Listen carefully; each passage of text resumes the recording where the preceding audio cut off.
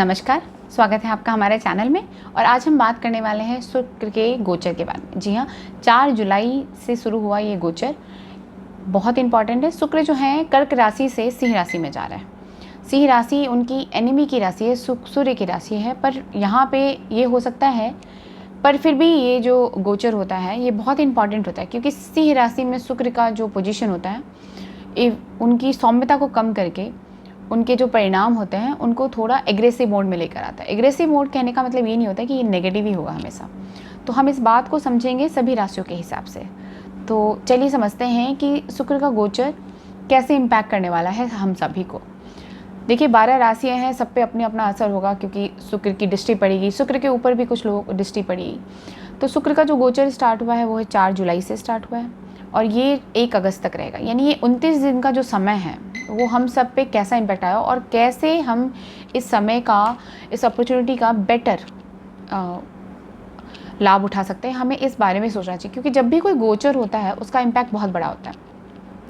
कुछ नेगेटिव होते हैं, कुछ पॉजिटिव होते हैं। इट्स ऑलवेज हैपन कि जब भी कोई गोचर होता है किसी भी ग्रह का होता है तो थोड़े राशियों पे वो थोड़ा ज़्यादा ही नेगेटिव या पॉजिटिव असर ले आते हैं, कुछ पे ज़्यादा पॉजिटिव या नेगेटिव ले आता है। तो हमें इन बात का ध्यान रहता है कि जब भी गोचर हो तो हमारा जो कर्म है वो किस डायरेक्शन में जाए, जिससे हमें जो उसका फल मिले वो पूरा मिले। हो सकता है कि हमें अपने बिहेवियर को, किसी राशि को अपने बिहेवियर को टोन डाउन करना पड़े और किसी को अपने ऊपर इसी समय में एफर्ट डालना पड़े जिससे उनका वो बढ़े। देखिए जो शुक्र हैं वो हमें पता है कि वो रिप्रेजेंट करते हैं फेम को, लग्जरी को, रिलेशनशिप को, रोमांस को। तो इन सब चीज़ों में एग्रेशन आने का मतलब ये होता है कि आपको मेहनत से लग जाना है, मतलब आपको अपने रिलेशनशिप में एफर्ट डालना है। क्योंकि शुक्र जो हैं वो थोड़े डिस्कम्फर्ट होकर बैठते हैं यहाँ पे, क्योंकि वो सूर्य की राशि में जा रहे हैं, सिंह राशि में जा रहे हैं। अभी वो कर्क राशि में थे 4 जुलाई से पहले और अब वो सिंह राशि में गोचर कर गए। यहाँ पे नोटिस करने के लिए एक और बात भी है कि शुक्र जो है वो अकेले नहीं है सिंह राशि में, इसमें केतु के साथ भी उनका जो है युति हो रहा है। और ये जो युति होती है केतु के साथ शुक्र की, उसको हम कहते हैं, तो ये बहुत ही इंपॉर्टेंट युति है। देखिए शुक्र क्या है, शुक्र आपको विलासता की तरफ, फेम की तरफ, रोमांस की तरफ, लग्जरी की तरफ, चॉइसेस, आपको जो लग्जीरियस चॉइसेस, जो रॉयल चॉइसेस है उनकी तरफ ले जाता है। और केतु जो है वो उन चीज़ों से आपको थोड़ा दूर हटाता है, वो आपको स्पिरिचुअलिटी की तरफ ले जाता है। तो अगर आप स्पिरिचुअल हो, अगर आप स्पिरिचुअलिटी से रिलेटेड कुछ करना चाहते हो तो this is a very golden period for those people who are interested in spirituality, या फिर कोई कंटेंट क्रिएटर है, या फिर कोई ऐसे हैं जो आर्ट में काम करते हैं, क्रिएटिविटी में काम करते हैं। क्योंकि ये जो युति है और ये जो गोचर है शुक्र का सिंह में, आपको इन चीज़ों में बहुत ही मदद करने वाला है। तो अगर आप इन सब चीज़ों में हो, जहाँ पे आर्ट है, क्रिएटिविटी है, जहाँ पे आप कंटेंट क्रिएट करते हो, या फिर आप यहाँ पे फेम से रिलेटेड कोई काम करते हो, फैशन डिजाइनिंग से रिलेटेड कोई काम करते हो, तो ये जो चीज़ें हैं ये बहुत, मीडिया से रिलेटेड काम करते हो, या फिर आपका जो है these are the golden opportunity you have to be. क्योंकि सी एक पावरफुल राशि है, वो अपने आप में सूर्य के क्वालिटीज़ को लेकर आता है, क्योंकि उसकी ऑनर जो है, उसके जो स्वामी है वो सूर्य हैं। इवन दो एनिमी होने के बावजूद सूर्य की सौम्यता कम कर देता है, लेकिन जो उसका फल है, जो उसके नेचर है, उसको वो एग्रेसिव मोड में लेकर आता है।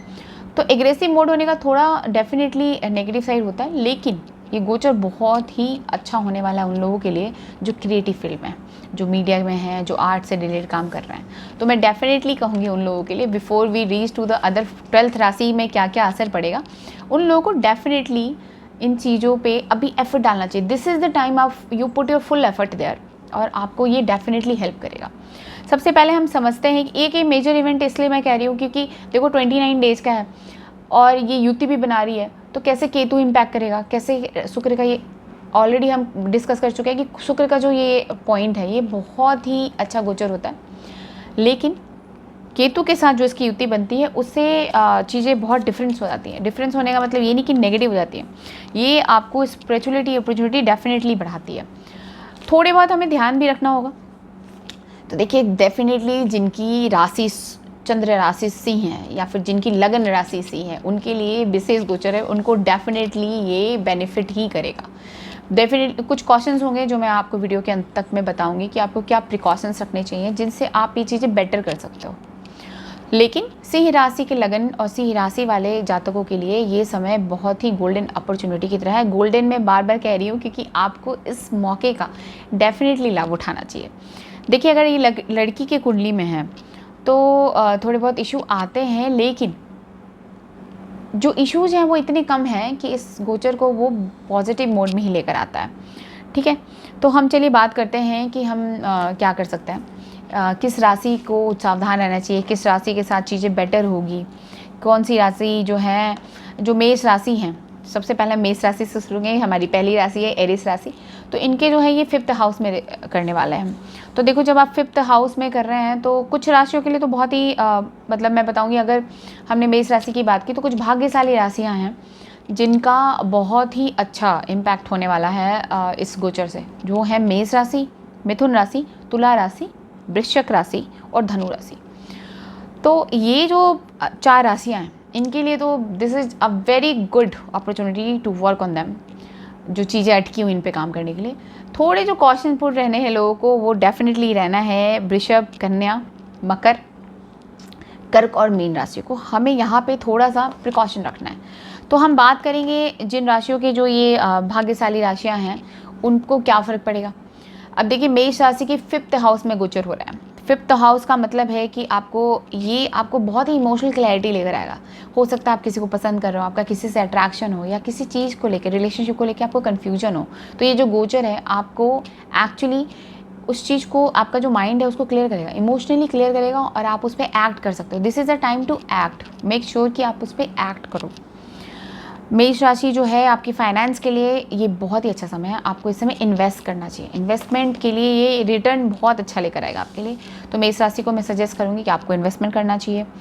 आपको डेफिनेटली मतलब जो स्टूडेंट हैं या फिर जो कंटेंट क्रिएशन कर रहे हैं, आपका ये फोकस बढ़ाएगा। ये जो गोचर है फोकस लेकर आएगा। तो मेष राशि के लिए ये समय बहुत ही अच्छा है। अब हम दूसरी राशि की बात करेंगे जो कि है मिथुन राशि। इनके 3rd हाउस में गोचर हो रहा है। देखिए, 3rd हाउस ऑलरेडी आपको पता है कम्युनिकेशन का होता है, जो कम्युनिकेशन का भाव होता है वो होता है।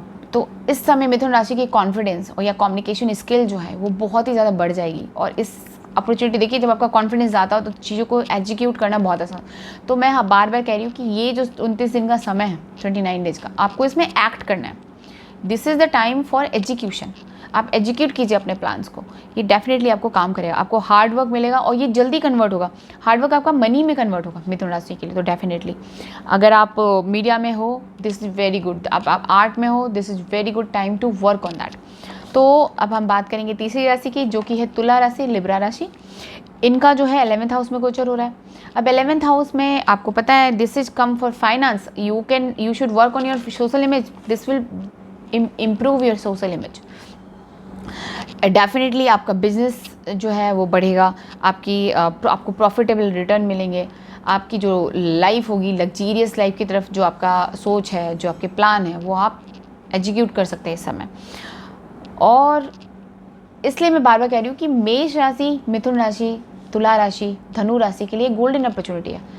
अब हम बात करेंगे धनु राशि के बारे में। धनु राशि के काम जो है, जो अब तक अटक के चल रहे होंगे, दिस इज़ द टाइम, काम आपकी बड़ी स्मूथली हो जाएंगे। बहुत ही एफर्ट आपको नहीं डालना पड़ेगा और जो चीज़ें अटकी हुई हैं वो आपकी चल पड़ेंगी। This will be a good time. आपका कोई भी काम रुका हुआ है तो ये टाइम है कि आप उस पर फास्टली एक्ट करें। तो दिस विल हेल्प फॉर धनु राशि। धनु राशि पे वैसे तो शनि की ढैया भी चल रही है 2027 तक, पर ये जो समय है आपको फल देने के लिए है। ये 29 days, this will come fruit in your life. तो आपको ये चीज़ें ध्यान रखनी पड़ेंगी।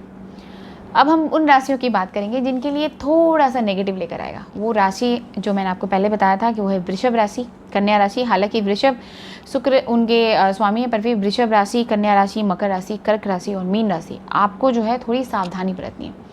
देखिए, जब शुक्र का गोचर सिंह में होता है ना, तो अपने आप ही ईगो आने लगता है। तो आपको ध्यान रखना है आप लोगों को कि आप definitely, I am telling this to मकर राशि, वृषभ राशि, कर्क राशि और मीन राशि को और कन्या राशि को, कि आपको अपने पार्टनर के साथ ईगो लेकर नहीं आना है। अगर आप ईगो लेकर आओगे तो this will can hurt you in your personal relationship, in your love relationship as well as your professional relationship. तो you have to be very calm down. आप काम डाउन होकर अगर रिलेशनशिप को हैंडल करोगे तो this will be a good time. अच्छे से ये समय आपका निकल जाएगा। पर डेफिनेटली देखिए, जब सिंह राशि में शुक्र का गोचर होता है तो आपकी चॉइसेस रॉयल हो जाती हैं। आपको छोटी छोटी नॉर्मल चीज़ें अच्छी नहीं लगती हैं। You need everything in a better version. तो जब आप चीज़ों को बेटर वर्जन में चाहते हो और वो चीज़ें उस समय अवेलेबल ना हो ना, तो आपका जो बिहेवियर होता है towards it, it become very aggressive. तो हमें इस समय एग्रेशन को कंट्रोल करके रखना है। आपको एग्रेशन अपने काम में लेकर आना है, अपने एक्शन में लेकर आना है, बिहेवियर में लेके नहीं आना है, क्योंकि बजट कंट्रोल भी करना है। देखिए फिजूल खर्ची नहीं कहूँगी मैं इसको, लेकिन सिंस आपके जो रॉयल चॉइसेस और हैं तो it could hamper your budget. तो मैं कहूँगी कि ये जो समय है वो फाइनेंस मैनेज करने के लिए आप लोग के लिए, आप लोग को बजट कंट्रोल करके खर्चे करने चाहिए। और दूसरों को डेफिनेटली अप्रिशिएट कीजिए। आपके पास जो रिलेशनशिप हैं, जो पार्टनर्स हैं, जो बिजनेस पार्टनर हैं, उनको अप्रिशिएट कीजिए। दूसरों के काम को आप अप्रिशिएट करो और डेफिनेटली ये शुक्र का गोचर आप लोगों के लिए भी बेटर होगा और रिजल्ट नेगेटिव नहीं होंगे। अगर मैं बात करूं कि आप क्या कर सकते हो इनको बेटर करने के लिए, रेमेडीज़ क्या कर सकते हो। देखिए शुक्र जो है ना सफाई पसंद ग्रह होता है, तो डेफिनेटली आपको शुक्र को आपको आसपास सफाई रखनी है, अरेंज रहना है, थोड़ा ऑर्गेनाइज रहना है। और हो सके तो अपने जो कपड़े क्लॉथ की चॉइसेस हैं उनको थोड़ा पेस्टल कलर रखें, वाइट रखें तो बहुत ही अच्छा होगा, क्योंकि शुक्र को वाइट बहुत ही वो होता है। तो this will make a good combination to have a positive impact. And also आप जो है क्रीम कलर पहन सकते हो, that also a good colour. ये जो समय है ये आपको शिव पूजा डेफिनेटली करनी चाहिए। देखिए शुक्र दैत्यराज गुरु को भी रिप्रेजेंट करते हैं, तो शुक्र जो है महादेव जी के भक्त होते हैं। तो ये समय है कि आपको शिव भगवान पर जल अभिषेक डेफिनेटली करना चाहिए। This is a good time to do this remedies, this will definitely help you. आपके पास अगर कोई क्वेश्चन हो तो प्लीज़ कमेंट में अपनी राशियाँ लिखें, मैं उन क्वेश्चंस का डेफिनेटली जवाब दूंगी और आपको बताऊंगी कि आप पर्टिकुलरली अपने समय, अपने लगन और अपनी कुंडली के अनुसार क्या उपाय कर सकते हैं इन 29 डेज पे to be better. So this is a very good. हमने इसके पहले बात की थी कि शुक्र अकेले नहीं है इस समय सिंह राशि में, केतु के साथ उनकी जो युति हो रही है। तो देखिए जब केतु के साथ युति तो आपकी स्पिरिचुअल जर्नी अगर आप करना चाह रहे हो तो अपॉर्चुनिटी बढ़ जा रही है। तो ऐसे जो भी जातक हैं जो इस समय स्पिरिचुअल अपने आप को पहचानना चाहते हैं, अपनी योग्यता बढ़ाना चाहते हैं स्पिरिचुअल जर्नी के लिए या एस्ट्रोलॉजी करना चाहते हैं, उन लोगों को चाहिए कि वो उस पर एफर्ट डालें। तो this will come fruitful later on the months.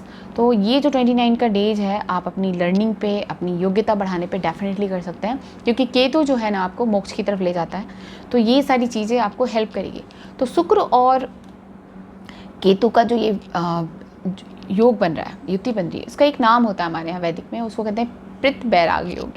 ये आपको डेफिनेटली हेल्प करेगा to enhance your spiritual journey और आपको उस डायरेक्शन में हेल्प करेगा। तो जो लोग 10 महाविद्या या अलग तरह के विद्याओं की पढ़ाई कर रहे हैं स्पिरिचुअल, उनको डेफिनेटली इस समय और भी मेहनत करनी चाहिए। ये 29 डेज आपको बहुत ज़्यादा सपोर्ट करेगा।